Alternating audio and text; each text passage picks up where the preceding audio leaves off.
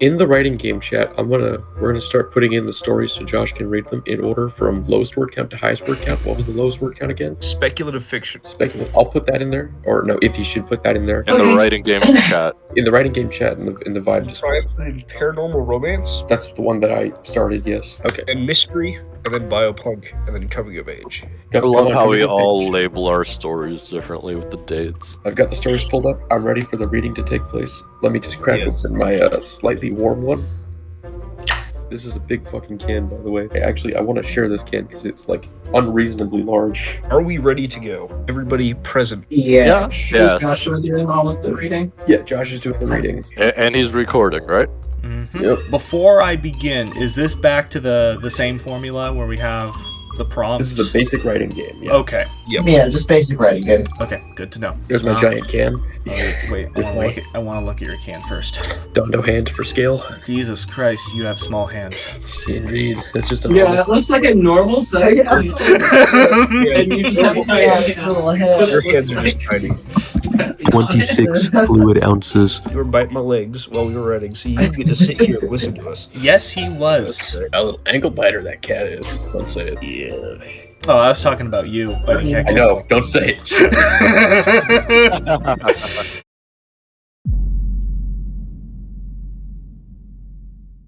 After Earth is declared a protected historical site by an alien civilization, humans must sneak back to reclaim their abandoned home world from cosmic tourists.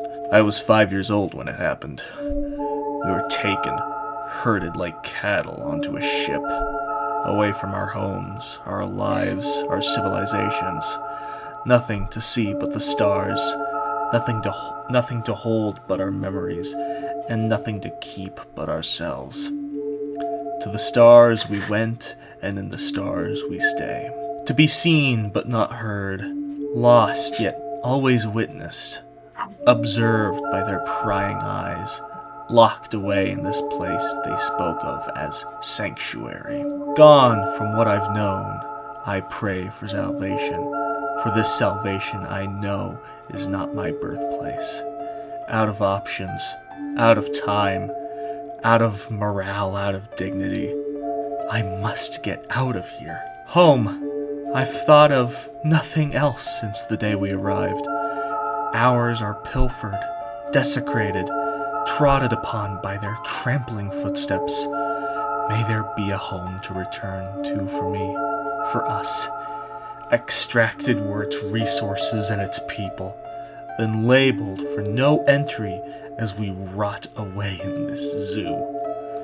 Protected, they call it. Like a trophy it is kept, barren and lifeless. Earth, like a distant memory, faded in my mind yet glowing with a fiery hope. Are we to escape this prison and restore it to its beauty? Some may say my dream is fruitless, a foolhardy misadventure. Even so, we must preserve. We must take it back. Take it back from the sentinels that hold it hostage. Green are the lands our ancestors trod. Onto our destiny we must journey. Do not falter. We will make it out of here. Serenity is upon me. Follow me now, and our people will be spared.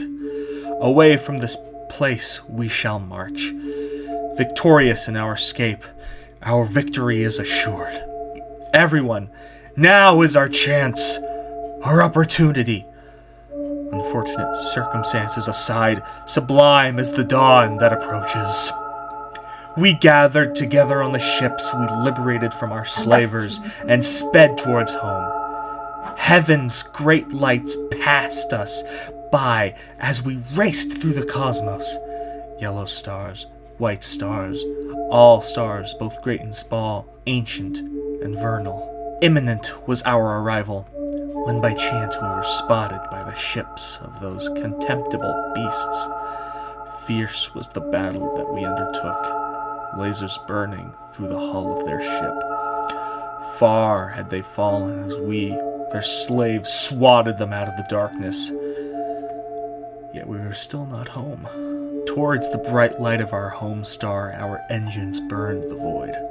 Home was within our grasp at last.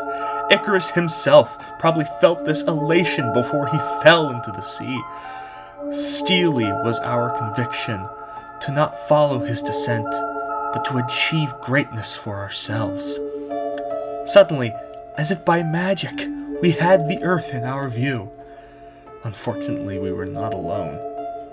Centillions of alien invaders surrounded our homeworld and even dared to slither across its surface. Kill them all. Kill them all.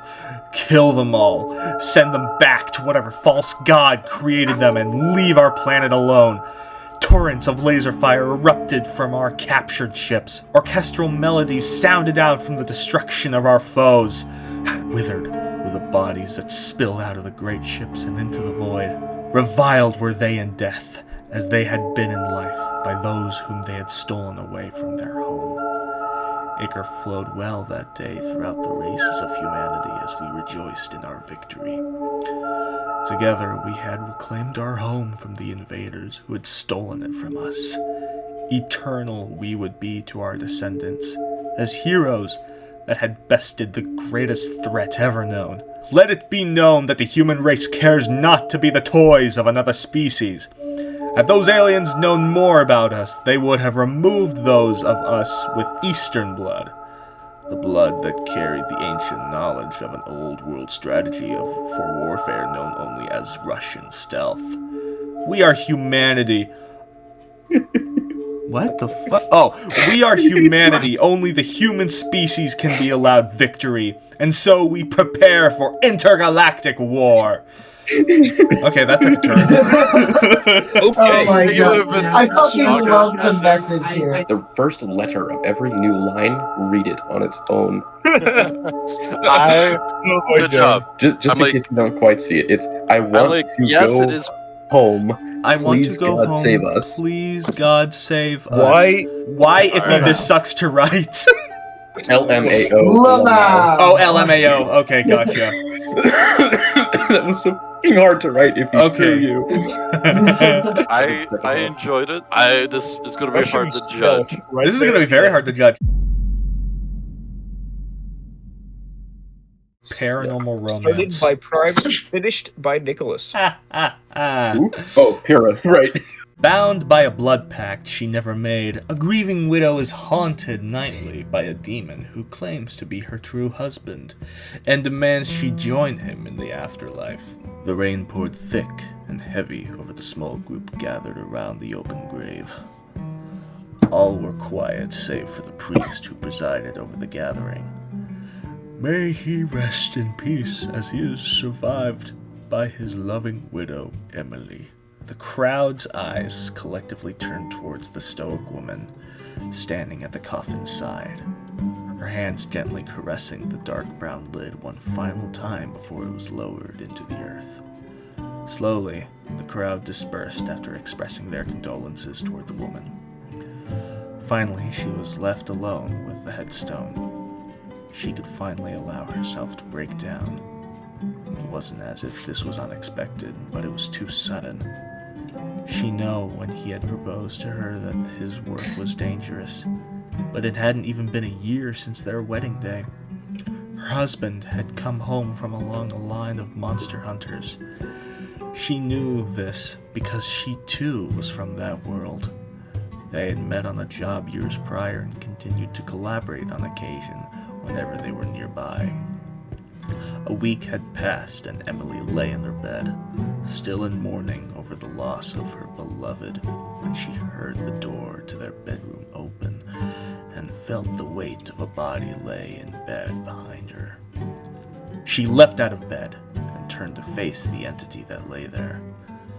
The creature was dark and stunk of death, an unnatural death that permeated the air and brought a density into the room that felt oppressive. She was staring at a demon. There was no mistaking it for anything else. "Emily," it whispered through a featureless expanse of shadow that shimmered over its face. "What's wrong, babe? Come back to bed."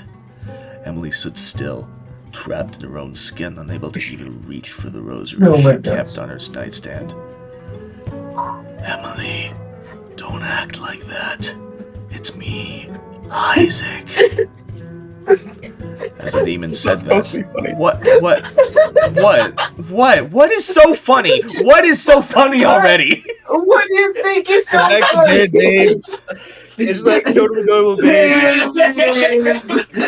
Oh, Ben, fucking babe, are you don't fucking... act like that. Alright, well now I have to reread it, god damn it. What's wrong, babe? Come back to bed. Emily stood still, trapped in her own No, skin. it's funnier the way you're Normal doing voice. it before, though. As the demon said that, she could feel a stinging pain digging into her shoulder. The wetness of fresh blood seeped into her nightgown as she watched the demon stand and approach her. I know this might be hard to believe, despite the things we have seen together. But please, believe me, baby. It really is me. Okay. The demon was close enough that it was all that Emily could see. It reached out to touch her face. As it did, she jolted upwards out of bed and screamed into her empty living room. That's right. She remembered now that she had slept on the couch last night. She had, in fact, slept on the couch every night since the funeral. As she sat up, she broke down again and sobbed into her knees. She had been having the same reoccurring nightmare every night since Isaac had died. The funeral had not brought the closure that she was hoping for. There's only one thing left to try then. The demon that killed Isaac would have to die by her hand if she were to finally put him to rest. Where to start? It has been weeks since it got him, and it's just like it disappeared. Emily thought aloud. Maybe it ran away back to hell. The thought wasn't as comforting as it could have been. She would have a hard time tracking down that monster. The bells of the village church rang somberly as Emily approached the priest. She knew that consulting with devils was a dangerous procedure, and she wanted to make sure that John would be there to minimize any potential damages that her plan would cause. It had been 2 long months of searching for her beloved killer, and it was tearing her apart. Back in her home, the two prepared a dark ritual. You know, if you get possessed over there, that there is no way back. John tried to dissuade Emily. He would have done this for me. A lot sooner, too, Emily replied, finishing lighting the candles arrayed around a chalked pentagram in the center of her bedroom. She was geared up with holy water, wine, and a silvered sword. Meanwhile, the devil that claimed he was Isaac stood silently and watching it all. Hell was a place of torture, heat, and suffering. Emily was expecting as such because of the tales that her husband had told her long ago, but before her was Isaac. His skin was red, but golden hair, lush and flowing, and a smile that threatened to swoon her all over again. I knew you would eventually come to see me, he said as he embraced me. We always said our love was meant for eternity, so I made a deal with Asmodeus to bind our souls together. I hope that you can forgive me and join me. What? Emily was frozen with inaction. She desperately wanted to believe that she had Isaac back. She was prepared to slay the demon that had done him in. But here before her was Isaac, happy. However, the longer they embraced, the less likely she could return home.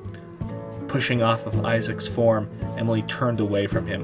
Why would you do such a foolish thing? Devils only ever deal with souls.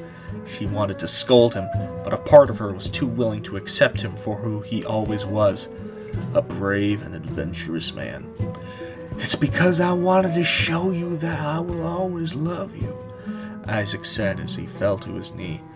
Now will you join me in eternity, as you had in life?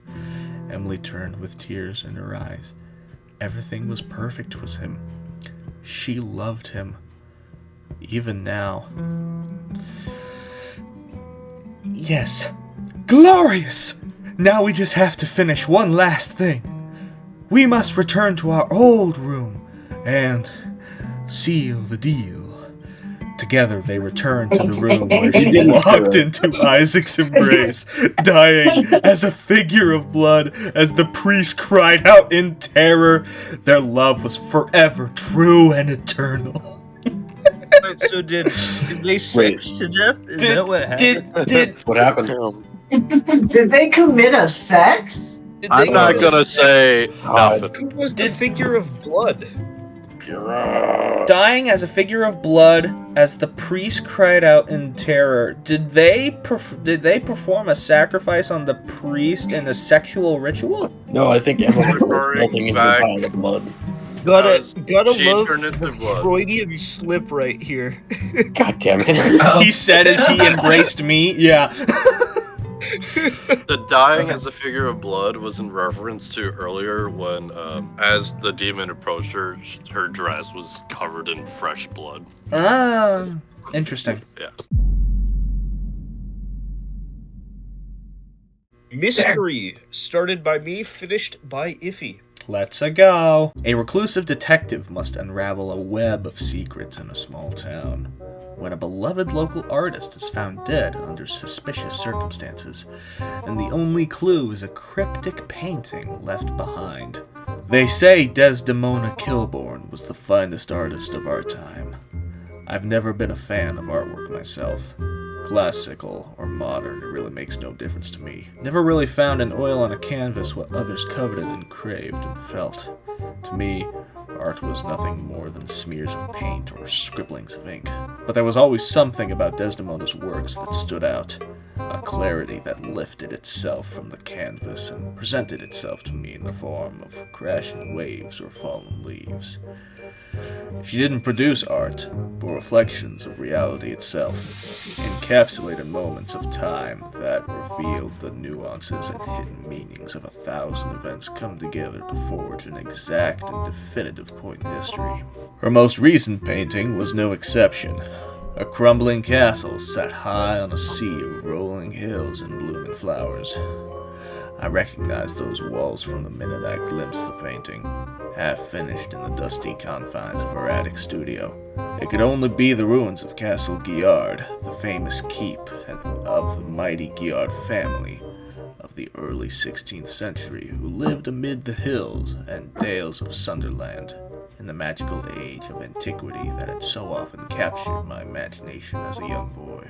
She, too, must have been enraptured by its awesome fortifications and towering battlements, and in a state of childlike wonder replicated it in as honest a detail as only the heart can muster. If only it had been finished, I mused, my nostalgia halted by the sudden appearance of white canvas. If only she hadn't died. Detective knows, Commissioner Richard Thorpe asked. What is your opinion? My opinion? I mused, briefly scanning the scene. Murder. But you knew that, else you wouldn't have called me. I stepped over the lifeless body of Miss Kilbourne and examined once more the ragged wound in her neck. Suicide by cutting one's throat was possible, but extremely unlikely for a woman of Desdemona's temperament. Unlikely for a woman in general. The knife had been tested, but no fingerprints but Desdemona's were found. Suicide was an easy scapegoat. Artists tend to do themselves in much more often than not, but those that knew her best swore that she was not capable of such things. She was blessed with a lust for life, it seemed, and I was inclined to believe that, given the amount of time she'd clearly spent perfecting her craft. The window was left cracked. No screen. The house was too old, for one. Second story with no easy ground access. Desdemona's neighbors all stated that this was in line with normal behavior. She enjoyed the smell of fresh air when working. Hung a sheet over the window when it rained or when the wind blew. But the day of her murder was sunny and calm. The sheet was left neatly folded on a small table nearby. She was last seen entering the house alone around 6 p.m. and There was no sightings of entry throughout the rest of the city, save for a brief period shortly after 4 p.m. when no neighbors were present. The possibility certainly remained that someone could have waited in the house to ambush her, but there was no signs of forced entry. There, on the floor beneath the window, a small bottle of paint had been knocked over. It was a shade of gray, the same color that Desdemona had been using to paint the west wall of the castle in the shade of the morning sun. Why was it sitting beneath the window, on the floor? Not much use there, except as a warning. There was a small disturbance in the stain, not much, but a very slight indentation in the splatter. It would have been easily overlooked, especially with the sight of the body and its gruesome, gaping wound. I crouched and looked closer, and the shape became more evident to me. It was a toe print, and at its size it must have been the big toe on the intruder's left foot. The disturbance was such that the toe must have touched only a small bit of paint, but as I looked around the room I began to see tiny smudges of gray paint where the murderer's strides must have fallen. I tracked them in a circle, from the window to the bed, from the bed to the easel, and back to the window. Dust the window and sill for prints. I told the commissioner and left the room to have a look outside. He gave me a strange look that I've grown so accustomed to since I began to work with him, though he did not voice a complaint. As I suspected, some of the plants in the flower bed showed slight signs of distress, and the soft mulch had been raked, a subtle sign the killer may have used the window to exit the premises, raking the dirt to cover his footprints. As I re-entered the room, I was stopped by the commissioner, shaking his head slowly. "I don't know how you do it," he gestured towards the windowsill where a freshly powdered handprint laid. "Have the print lifted and sent into forensics for processing. There's 1 or 2 more things I'd like to check before heading to the next scene." My brow furrowed. Whoever was responsible for Miss Kilbourne's demise had planned ahead, but was careless enough to leave prints behind. As I headed home for the evening, I kept wondering the details of the Kilbourne case. Who would want Miss Kilbourne dead? She had no known enemies. She was caring and generous towards the needy, and she normally stayed at home by account of her loved ones and neighbors.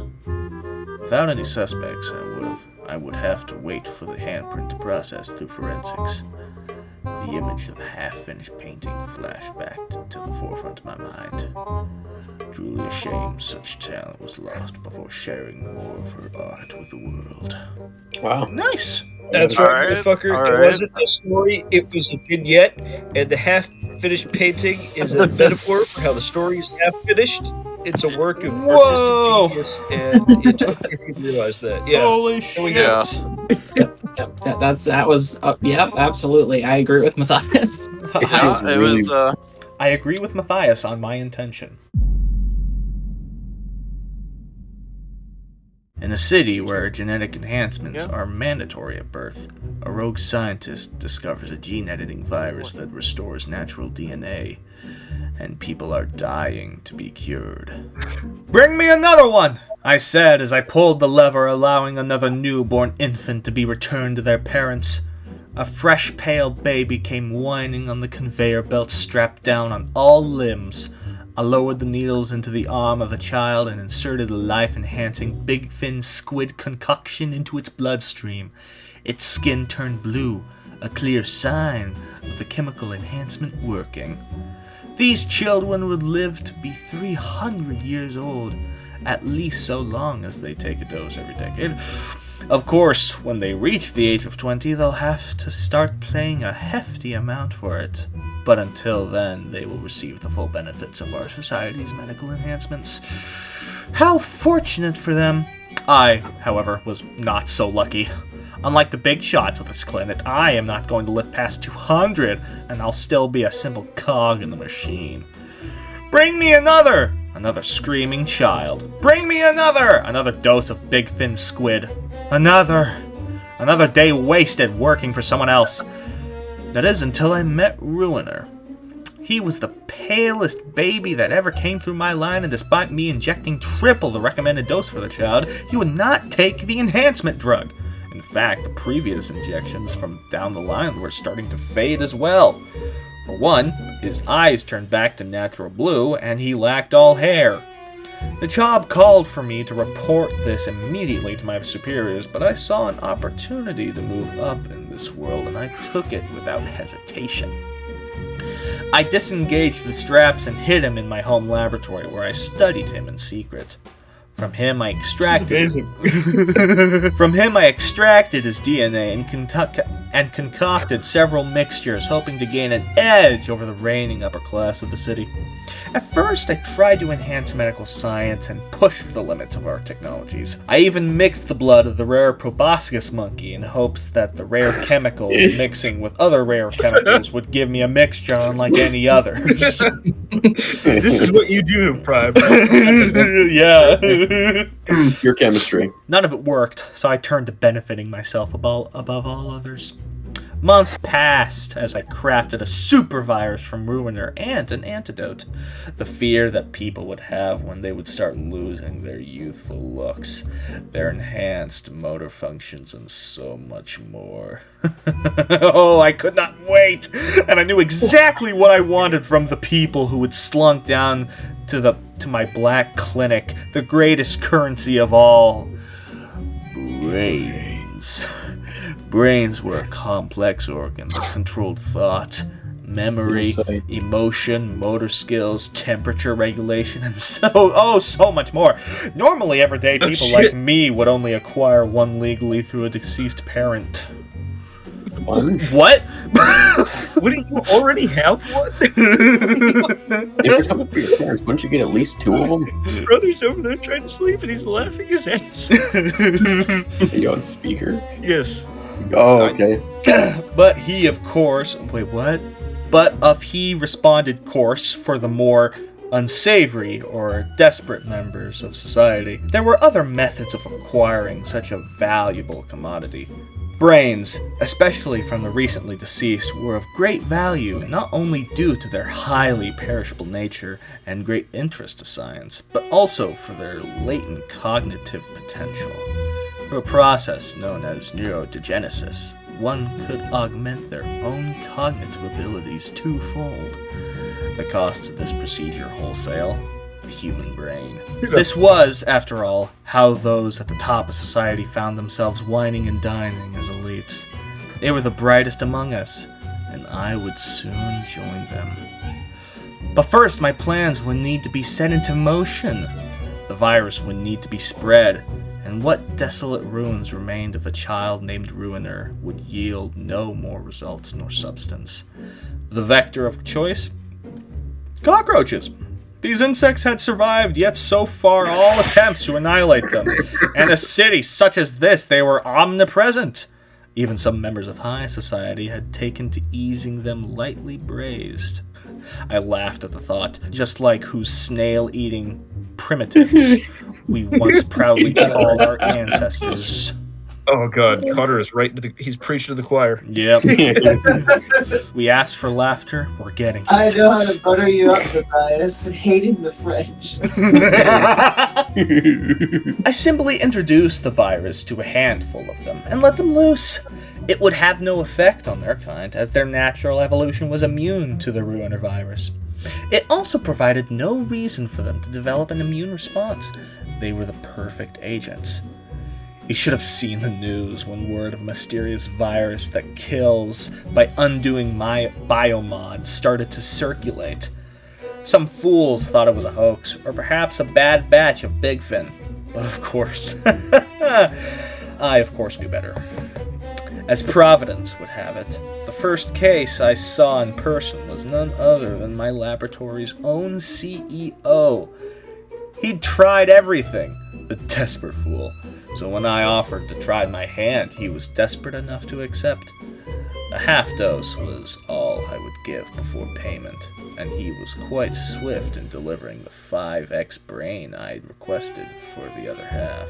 What is a 5x brain? I'm assuming it means like 5 brains. multiple brains, 5 brains. I just read it weirdly. A case like this brought many eyes to my own clinic, such that was able to quit, but not after being introduced to some higher-ups, mingling among the crowd. a lion among sheep.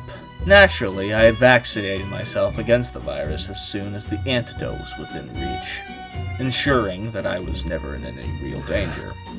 There was one concerning side effect, though. A voice lingering at the back of my mind, wailing and screaming in a language I understood yet had never heard. This puzzled me, but an extra dose of lionfish ichor kept it at bay most nights. One fateful night, however, I discovered the truth. A man with dark skin as the night sky. A man with skin dark as the night sky, and with freckles that glowed, imitating stars, wandered into my clinic. He did not seem to be suffering from the Ruiner virus, and I did treat other illnesses before the epidemic, so I supposed why the hell not? "What can I do for you?" I asked, fake joy tugging my elderly lips upward into a grin. "Free me," he responded, barely more than a whisper. "Free me!" he screamed, falling over and riding on my goddamn new luxe fur carpet and rubbing his blood into it. God, I didn't care to help this one anymore, so I had Nurse Jelena take him into the operating room. Crazy Zoom addicts, I thought to myself. But hey, no time to waste a brain, right? After all, my intellect was truly quite astounding after the many sessions of neurogenesis. And yet somehow I remained so humble. Plugging the exposed cobalt rods into the exposed cranium's prefrontal, and the nickel alloy ones into my own cranioport trademark, I began the process. But something was wrong. I tried to move my arms and found them under the control of another. Even worse, my vast intellect was diminishing rapidly. What was happening to me? "Father," the voice in my head rumbled. It was the child, the Ruiner. "You have freed me, and for your service you shall be given the gift of rebirth." Its intellect was mind-breaking, easily dominating my own. When I awoke, I found my arms tied down to the same belt that I had once so diligently serviced. I tried to plead to my captor, but was shocked to see my own face peering back at me, a wide rictus dominating my there face. I looked at my child's body and wailed as the needles approached. Dun, dun, dun. Dun, dun, dun! I gotta say, Damn. my favorite part of that is when that he kidnaps a child with no face. I know, right? He whips that child off the conveyor belt and is like, "Mine." There's no I do thought love a behind it. villain. He's like, hey, it's just I do love myself a good feeling. indeed. All right. That's good. I like that. All right. After being grounded for the entire summer, a girl starts sneaking out at night and becomes an urban legend in her own neighborhood. That is a legendary prompt right there. That's a bit badass, I'm not gonna lie. Esmeralda had never been so bored. The entire summer lay sprawled out about before her, and here she was, stuck at home, grounded in her room. The paisley-patterned walls stared back at her with ambivalence, offering neither solace nor a source of joy to be found inside this stuffy house. Her childhood stuffy, Mr. Buns, lay below her scrawny frame as she relaxed back against the foot of her bed in an attempt to be comfortable. "This is all Dad's fault," she mused silently to herself. He'd been the one to catch her with the wine after all, freshly purchased with her older sister's ID while she was away on a camping trip. It was bad enough that Brandis hadn't taken her with, but now Brandis. Brandis. What the fuck? Okay. What fucking name is that? What a name. It's named after the lion. Brandis. Literally, I know that's my building manager's name. Brandis. That's my actual name. Oh my Right, God. I just thought you were Phineas and Ferb pilled, I'll be honest. It was bad enough that Brandis hadn't taken her with, but now she couldn't even drown her sorrows in liquid bliss. What did it matter that she was only 19? It's not like her father didn't get up to worse business in his youth. She'd heard plenty of stories. Do as I say, not as I do, he said. He always said. Personally, she didn't buy it. It was then that a soft rapping came through the hollow wood visage of a door. I can only visualize what everyone else is visualizing. Knocking. It's not funny. It's not funny. Yeah, it's not funny. It's not funny. Knocking was really... God, Prime, shut up. I'm sorry. I don't know what came over me. Yeah, be quiet, Prime. Knocking was really just a formality after her parents had removed the lock barring the entrance. Such an overreaction. Honey, can I come in? It was her mother. The good cop in the relationship, to be sure, but no less vicious when push came to shove you off a cliff. Esmeralda chose not to answer. Her words were worth more than responding to such a plainly sycophantic gesture. Your father and I are going to be leaving for Aunt Jenny's house in a couple of minutes. He's having one of her panic attacks, and we need you to be there for her. Poor woman, Esmeralda thought to herself, though she was unsure whether she was referring to her aunt or anyone unfortunate enough to be in her way when she really got into it. Bye, Mom, she responded, spirits a bit higher. They're both gone, and it sounds like I'm free for the night. It was perfect. A Saturday night ripe for the taking. Oh, and don't think we've forgotten your punishment, young lady. Your grandfather Ron will be here shortly to make sure you don't get any funny ideas. We're serious about this.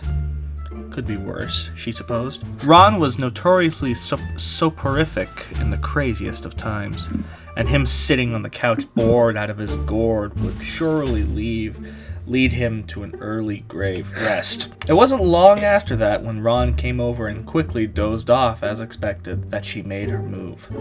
The screen on her window was a bit more sonorous than desired, but he'd left the TV on, so she doubted he'd noticed just about anything at this point. Unfortunately, the sun was just setting by the time she'd escaped, but that wasn't about to ruin her plans. Clad in a dark cloak and gear, she was ready for a night on the town. It was a bit cliche, sure, but she really did need to make sure nobody would notice her. The neighbors were notorious snitches and probably had her mother on speed dial. Let's get down to business, she decided excitedly. First stop was, of course, the liquor store. It reeked of tweakers and the homeless, but the sweet nectars within were simply too good an opportunity to pass up. And after all, it seemed like the best way to protest her current conditions, doing the one thing that got her here in the first place. That'll show them. I never learn, she beamed, while still intending for a word of this night out to escape. She took the back alleys to the place and noticed the perfect opportunity. She knew that Percy, the owner and the operator, knew her ID was a fake by now. Her father had called him to try and return the bottle. But if he never saw her, then he couldn't very well bust her, could he? He stepped out for his smoke break when she tipped over a trash can and made a terrible screeching noise. He turned to her, but couldn't see a thing in the twilight, still adjusted to the harsh fluorescence of the inside bulbs. At that time, she tossed a spare newspaper at his face, causing him to flinch, allowing her to run past, snatching a bottle from the open threshold. Who? What? He mumbled as the cigarette fell from his lips and tumbled into the pavement. Esmeralda chuckled as she raced into the shadows, cloak flapping behind her in the thin twilight wind. The sky was ablaze with the last light of the sun, and she sat on the low roof of an abandoned house, watching as it faded from the horizon. She sipped slowly on her ill-gotten booze, enjoying the dull numbness that crept into her being. The breeze carried with it the last traces of wood smoke, and the air cooled as finally the last rays of the sun bled out into the cool and fathomless night. A small black cat leapt up beside her as she sipped. and she offered him a few drops of wine from the mouth of the bottle, using her thumb as a stopper. The cat lapped it up eagerly and mewed what seemed to be a thanks. When the bottle was gone, it was once more time to run. The wind seemed to lift away the weariness of her body, which had stiffened her for so long under the chains of her prolonged confinement. She cackled as she went, knocking aside trash cans and vaulting across porches in her mad, wonderful celebration of freedom. The black cat kept pace, as silent and agile as the shadows themselves, dogging her heels with a graceful agility. She crept to the window of her house and saw Ron asleep on the couch, his face a patchwork of lights and colors from the still blaring TV. The light burned her eyes, and she could not tell if it was from its sudden appearances from the darkness or because of the alcohol that coursed through her veins, quickened by the beating of her heart. She turned away from the light, into the dark comfort of the night. Neon afterimages burned into her mind as she took up her run. "Wine! We need more wine," she said to the cat. He nodded and flicked with his tail in the direction of a house across the street. Smiling, Esmeralda understood. The Jeffersons were stringent believers in the philosophy that marital problems were best solved by copious amounts of drinking, and it was rumored that they had one of the finest stashes of alcohol in the whole town. Quick as the flicker of a butterfly's wings, she crept beneath their kitchen window, which had been slightly left ajar. She slowly gripped the wood and gently slid it upwards. It creaked thinly, but the world seemed not to hear, the sound drowned out by the lazy chirping of crickets and throaty croaking of frogs. The inside of the house was dark, and Esmeralda's feet were deft, and she reached the pantry without incident. A glorious collection of tonics and whiskeys, vodkas and rums awaited, and all would soon be hers. Rum. She hefted as many as she could carry into her arms and turned to leave. But when she made to climb out the window, a fat bottle of cognac slipped from her fingers and shattered onto the tiled floor. A creaking came from the next room over as heavy footsteps strained the old wooden floors of the floor, and Mr. Jefferson walked into the kitchen wearing nothing more than a dingy bathrobe and a pair of white underwear. Don't like that. Esmeralda thought for sure that she was caught and that she'd spent the rest of her whole life grounded. But he seemed not to notice her as she crouched halfway through the windowsill. It almost looked as if he was looking right through her. For several agonizing moments, Esmeralda held her breath before Mr. Jefferson let out a confused sigh and waddled away to enjoy a good night's sleep. Esmeralda wished him one, and wished doubly that he had seen nothing as she slipped out the window. She began to run again, tightening her grip on the bottle so that none of them would fall. At the end of the street loomed a tall house, 3 stories and paneled in white wood that held a ghostly glow in the light of the newly risen moon. She made the roof in a single leap. What? And there waited the black cat. And there waited the black cat, whose yellow eyes glowed sharply in the dark. "I've brought more," she announced, and the cat purred. A deep, throaty sound unbecoming of a creature of his size. "It's been an age since I received a proper offering," he said, his voice satin. Esmeralda laughed. It was the kind of laugh that someone would make when they were surprised, but not unpleasantly so. A kind of mysterious titter that carried along the night breeze and echoed faintly in the minds of dreamers, wherever they were wont to tread. For Esmeralda knew that what few know in the age of distraction, knew where to find the spirits of dreams, the spirits of the dark and shadowy night, where mischief and mirth rule the places that the humorless light of day has left abandoned. From that night onward, laughter could evermore be heard in the deep of summer, on lonesome streets devoid of dreams.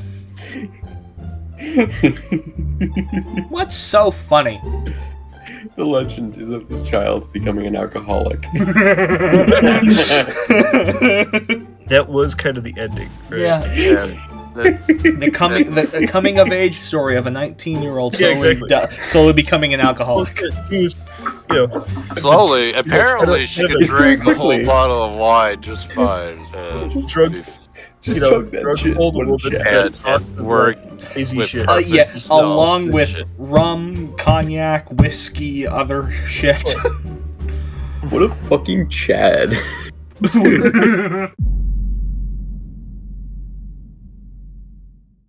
Oh yeah, I have to rank them. Oh yeah, you got to rank all 5. I Yeah, gotta you gotta rank rank all 5, Josh. Wait, Yeah, you guys. Oh, that weights his score very, very I mean, much. it's only fair. He didn't write any of these. Well, unless you guys You're don't so want me wild. to, and I can just be here for documentation No, We purposes. You did rank it last 5. time. Why not this time? Okay. Or better yet, do you have to slam some of the stories so hard that you give them a 0 point? No. You do have the No, option. I think he could None get of that. 3, 2, 1, 0, 0 instead of 5, 4, 3, 2, 1. Because that No.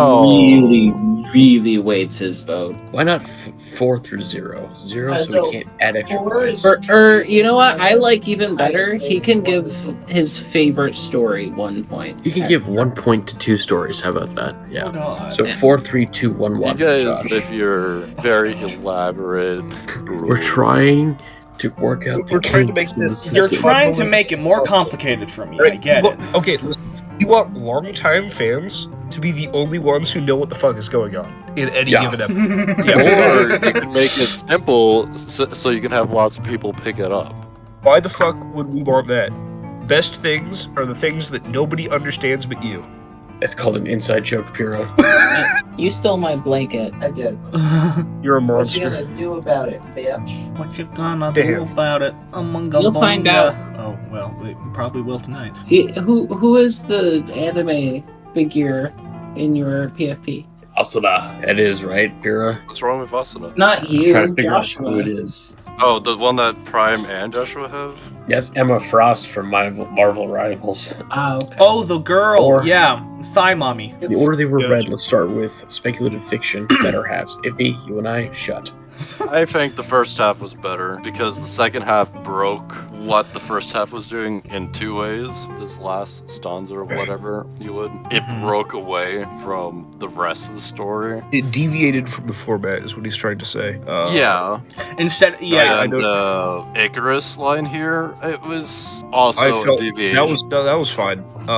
One thing I did notice: probably end every line with a period, whereas only one line is ended with a period in the first part. What do you I have to say? missed that. I missed that. What do you have to say for yourself? What do you have to say in your defense? I Oh. understood that Iffy was going through actual poetry. I missed that part, and I focused all my efforts on spelling out why Iffy sucks to write somehow. I can appreciate that you guys picked up on that, but was it secret or did you just say it? All I told Prime was that it was supposed to be a speech, and then Connor told him it was the left thing, and then he got confused. So I clarified. That's why it confuses me what you're saying, Fire, because to me that final paragraph really feels like the ending of a speech, or really could be like, it's like a pump 'em up kind of thing. I imagined Okay. this entire thing like it was being spoken to like an army of soldiers or something like that. I fully acknowledge that, Joshua, and I would agree with you if only it had a little bit more. My opinion on this, it works as a complete speech. The second half is just when you're picking it up, right? You're picking up the energy. The first half is, hey, this is introspective. This is what we lost. This is what we're fighting for. The second half is, and we're a bunch of badass motherfuckers, and we're gonna kick their ass. I will say, Yeah. I think the first half, I mean, just standing my vote out here is definitely iffy. Let it be known my only goal was to complain about Iffy in Exactly, content. and it's the complaining that takes me out of it. Yeah, you let your whininess enough. kind of get in the way. Fair You- enough. You have a good point. But anyway, I think that is 4-0. 4-0 is Let it be yeah. known I achieved my goal. Why, Iffy? I- This sucks to write write Lamau. My goal was to complain about Iffy in the same manner he made a secret message, and also to have it make some amount of sense, and I think I achieved that. Regardless on if I get the better half or not, I am happy. Okay. Complaint received and ignored. Glorious. Moving on to paranormal romance. Me and Pira Shutty. God, this was a good one. really enjoyed the first half. I'm gonna give it to the first half as well. Shoot. I think the second half had some clunk. I think that is the best way to describe it. I'm going to third that opinion. I think the second half isn't bad. It feels a little rushed, more so than the first half, which is understandable given that it is a short story. But I would prefer a more fleshed out narrative that isn't necessarily finished all the way than a rushed one to a end. Yeah. I take issue with the final line. Like, if you need to say that, like, that should be something that should be inferred, right? Based on the characters, based on their words, based on their actions, right? Just based on the stuff in general. I don't know. I get what you're saying. You shouldn't have to say it outright. It should have to be left up to the reader whether or not that was true or not. Yep. Okay, I did write that as a guideline. I was intending to delete it later. Oh. Now we're on mystery. Which means, who wrote this again? Matthias wrote the first half, I wrote the second half. Oh. Okay. Okay. Oh, wait, my bad. Matthias wrote the first 7/8. I wrote the rest. Gotcha. You Okay, wrote the final ninth. To maintain consistency in what I have in previous games, because of the raw amount of ideas that are had and the unfortunate inability to continue the story to a decent extent, I will give the points myself to Mathias in the first half. Yeah. For me, it was like I see the path that was laid out, and while I appreciate the clever little twist with, like, you know, oh, this story, it being like, you know, oh, it's half unfinished, similar to the Painling, like, that is a clever aspect. There's nothing like that really grasps it. You know, you understand what I It mean? was strictly due to lack of time. It's not unfinished on purpose. It's unfinished because I didn't have enough time to finish it. Yeah. It's unfinished is an artistic choice. If they don't support it, they don't like art. Come on, Iffy. Yes. Iffy, I liked your ending for that. Honestly, it definitely kept with the mystery theme. No, yes, it was definitely a continuation of mystery. Yeah. But this was supposed to be an ending. Again, this is because of the format of the writing game. This is technically the lesser half, just because of the format of this game. If he'd had more time to develop his thought process and to figure out Matthias's actual intention and who was the perpetrator of the murder, then it would have been better. But because of the game, this is the lesser half, and I've got to give it to Mathias. I do have to give it to the first half. The quantity is definitely there. You definitely get more story. I do have a question about a toe print, though. What were you wanting to do with that? Toe print. I didn't even notice that the first time I read it. That is bothering me. It It has been bothering me. The art of this piece is about how unfinished it is. So I see. Okay. I was like, okay. It is what you make of it. That is the beauty of this specific piece. You can see the story and you can make it up in your mind, just like you can make up the rest of the painting. That's true. It looks like a unanimous consensus every time. So far, yeah. Fire wrote the first half. Connor wrote the second. Okay, this is actually going to be a little bit difficult. So, the other four of us, Biopunk. Stylization in the first half. We've got what, in my mind, as Josh was reading it, I pictured a colorful yet bleak world with Josh's narration on top of your guys' writing. That kind of vibe continued throughout. However, despite the, I would assume it's unintentional comedy in the first half, just because of the nature of the writing, and so it ended up being a little bit funny, right? Like the big fin squid, another big fin squid mixed the blood of the rare proboscis monkey. Like, I don't think you intended that to be funny. I think you were just trying to pull out words that sounded kind of sciencey, kind of futuristic. Those are real creatures, by the way. We Is know the that. proboscis monkey real? I didn't know about that. Yes. They're both real creatures. Google image. Proboscis monkey. It is. He got a nose on him. Holy shit! That dog got one schnoz. I'll tell you that. I did spend some time doing research. Is this Detective Nose? Nose. Yeah, that's nose. The mystery is solved, guys. Oh shit, we know it. It felt more serious in the first half. Despite the unintentional comedy, it felt like a more serious, more down-to-earth biopunk fic than the second half. I think it was because of the dialogue, right? It kind of bounced around a little bit more, in my opinion. genre-wise, and I couldn't quite pin down the biopunk in it. So it felt a little unfocused in genre. I'm going to disagree with you there. I think that both halves were very on genre. I really liked the stylization of the first half, especially with the section, just another. The repetition there, that was really good. It sounded like a factory. And if it were not for the many typos and misspelled words in the second half, I think this would be a much easier decision. I'll say my opinion, second half was better. There was some clunk on both halves here, but probably what you were saying about this, the first half being, more serious and kind of unintentionally funny, is that it doesn't succeed in what it's trying to do, right? Whereas the second half is more obviously intended to be funny, hence actually succeeds at what it is attempting to do. I can agree with you completely on that. But the reason I disagree with your decision on the second half is because I think that intended comedy takes away, even if it might be ever so slightly, it does take a little bit away from the intended genre of biopunk, in my opinion. That's where we differ. For me, when reading it, and this was apparent across all stories, I think I was having trouble reading, but I think that was just a me problem. So it was kind of, I don't think it was affecting my judgment. But looking back on it, to me, they kind of seem a bit more. They kind of seem more even in terms of the biopunkness, if you will. I like the first half, and for a reason you said was that specific section where it was like another reminds me of a factory. As they're injecting these babies with these shots and things of that nature. But also you have the other section where it's like, use this virus on cockroaches and it spreads to others, and they slowly lose their they start, I guess, aging quickly or a lot more quickly or whatever it is or something like that.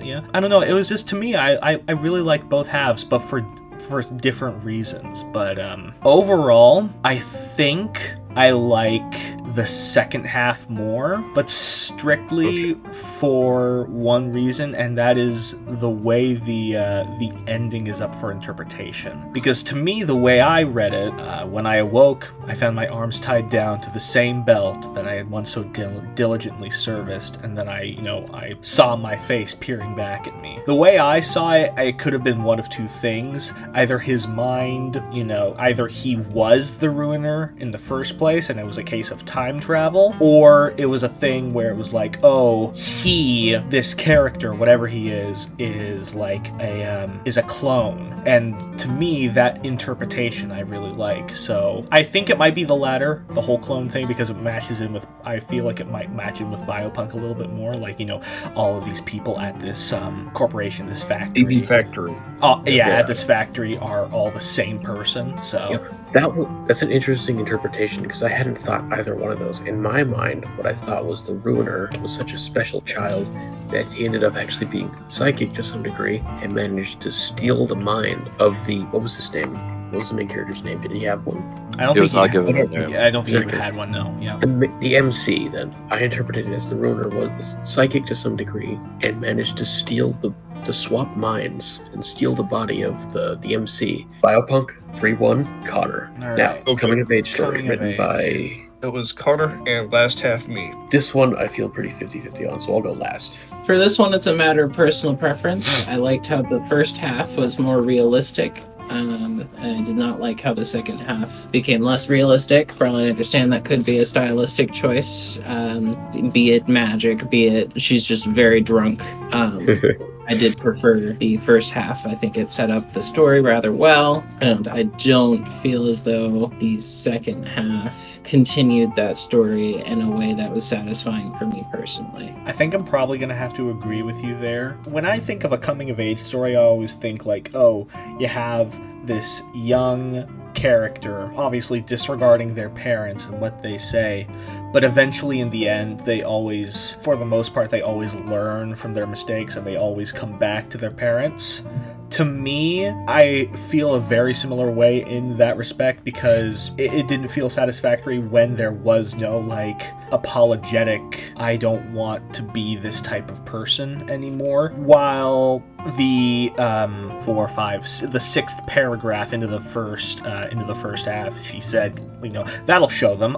I never learn. It was a very good setup to be like, in the end, I did. I think I'm probably going to have to give it to the first half just for that, in my opinion. The first half does get it for me. The ending for the second half was not satisfactory. It wasn't finished. I'm judging based off of what is there. The cat going up, I feel like it took away from the story. Honestly, that is one aspect that I will give it. I like that aspect because it really shows, like, how drunk she actually is. I'm sure that if there was more time, there would probably be a wraparound to be good things, but unfortunately that time was not given. And if we're going the drunk angle for things like the black cat or jumping from the ground all the way onto the roof, I think that the drunkenness could have been better described and portrayed, because this does feel very magic-y. This is supposed to be a realistic story set in the real world. Obviously, she's just drunk. There's not actually magic. There's not actually talking cats. I was trying to build a vision. It didn't work, but I ran out of time. No, I totally understand that you were limited by time. I mean, you put a lot down. I gotta say, I'm of two minds about this, right? Because the first half sticks to the genre better, but at the same time, I thought the first half was slightly more boring in its read.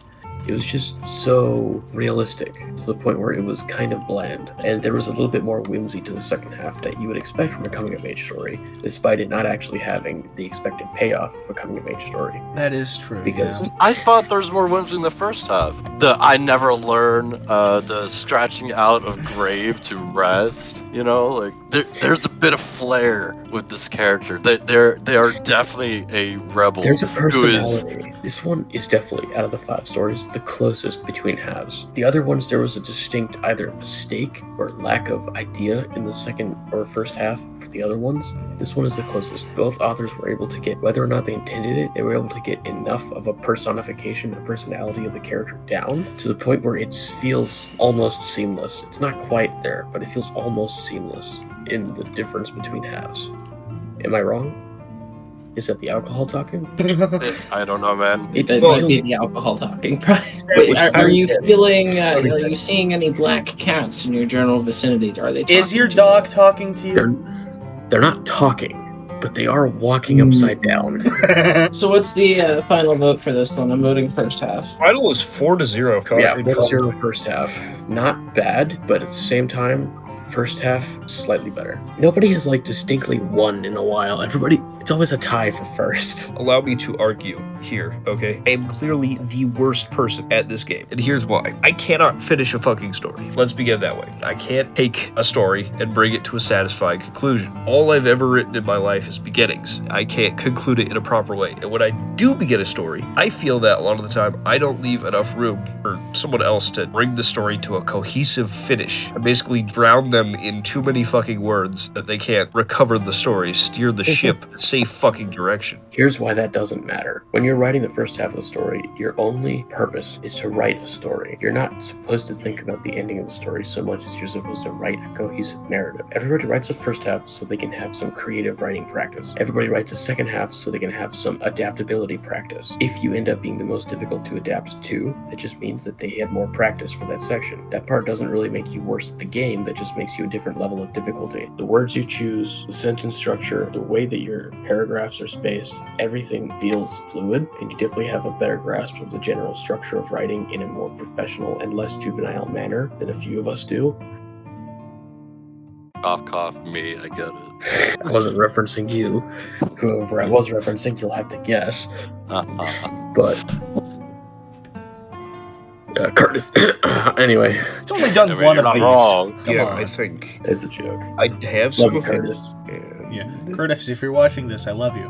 Yes, okay. I do too. Even if you're a pole. Oh, no. Damn. Yeah, that's solely for comedic purposes. Please keep comedic purposes in the video. Damn, that came out. I better start dancing. He's an uncaged racist. Holy fuck, that was He's awesome. based. He's disbased. I didn't know he was based. Anyway, Hey, Connor, congrats on being the first back-to-back winner of the Oh writing game. fuck, was he actually? The first Damn it. tie? No, first first back-to-back. He won last back-to-back time. first place winner. He was in first place. He was tied for first place last time with me, and now he's tied for first place this time again. Oh shit, was he? I don't Back-to-back remember. winner. Yeah. Damn, I Way edited to go, man. I edited that last episode and I don't remember shit. You blocked it from memory already.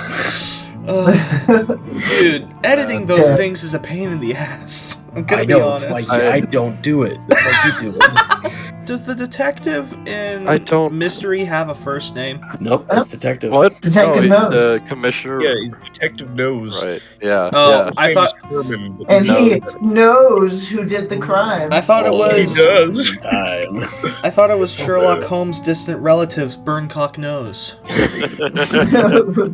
Speaking of which, I have one final question for Mathias, and I think I speak for all of us here. What does this have to do with Burncock Nose? I was gonna say who done it, but you Oh. know that works You too. don't get to know. Only knows knows. Yeah, dude, I God told damn you- it. Yeah, I would be Only curious. knows. But you're God. Who done it? It is a mystery that will be lost to time, as I explained when I said that the way if he ended it completes the symbolism. It's Yeah. about being Oh, you're right. unfinished. You're right. My bad. Yeah. Just yeah. Okay, you know what? Fuck you. I changed my just right. Yeah, that sucks. No, fuck The, it. the painting is unfinished, therefore the thing is Therefore, the unfinished. story is unfinished. Correct. Huh? Yeah. It is a Yeah. literary trying and to artistic find a choice, way. Prime. I am now flipping you the double bird through the microphone. Oh no, so scary. I tried to figure out a way to tie the brain into everything. My personal interpretation of the ending that I had, written for was the idea that through the virus, everyone who had taken the medicine essentially was getting a little piece of the kid, and by consuming so much brain, the scientists had essentially reassembled enough He of was him. consuming it? Okay. Well, via the brain transfer process that's supposed to increase your intelligence. By doing yeah, that enough times, okay. essentially recreated the kid's consciousness in his own head. Yeah, no. I Something along liked those I lines, liked which was your last that, paragraph. I thought was a Oh, I very see what you're saying. creative thing you did with it. I just thought the voice that the character had was very different. That was But probably yeah, a me yeah, thing. thank you for though. explaining that. No, I mean, was- I'm curious what everyone else thinks It as well. really threw me off. Does everyone else feel like the tone of the character kind of changed for No. the second half? No. No, I felt that there was a spot where the Okay, tone of so- the story changed, but not with the character. No, so in the first half, I kind of got the feeling that this guy was a dumbass, and that's how he was supposed to be characterized. A dumbass. Yeah, because he's it's like I said, he like with no hesitation. His job is just poking babies with a needle. Yeah. He fucking yoinks one from the assembly line. He's like, this one isn't working. He doesn't have any hair. Yoink. Yeah. Fucking baby doesn't have any hair. It must be defective. I was trying. And then he this- extracts his DNA and starts combining it in a very unscientific sounding process. Well, it's biopunk. It's This guy's biopunk. It's all fucking about insane. it's all about mixing blood and And meat. different biochemistry of other creatures. That's what biopunk is. Yeah. It's not so much about the machines. It's more It's about about the journey. The machines are made of about the meat. genetics. It's about the genetics we made along the way. Yeah. And he I goes, was really trying to showcase the this guy characters. doesn't know what's what. A small note about brains. Yeah, small note about brains. Connor, what you did with it only reinforced my vision of this guy, right? Of him being a dumbass, right? Yeah. In order to become smarter, I need more brains. I need more To brains. into my head. But that is the reality in which After we all, live my in. intellect was truly quite astounding Yeah, after the it's many less sessions the of story and more neurogenesis. the presentation. plugging the exposed cobalt rods into the exposed cranium's hold on. and the Here's nickel something that I alloy really- ones into my own cranioport trademarked. You can't forget the trademark. I have something very, very important to say about biodegenesis. By definition, biogenesis means the development of life from pre-existing life. So it's like making more.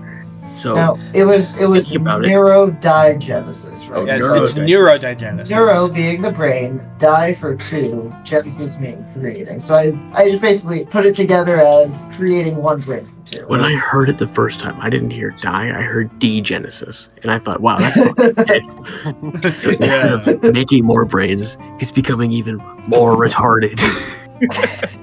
Kind of like you. Yeah. Baby. Now we're cooking with portals. See, Now we're cooking understand. with brains. Now we're Josh, you cooking with understand me brains. better. Now you're portals. Now we're cooking with babies.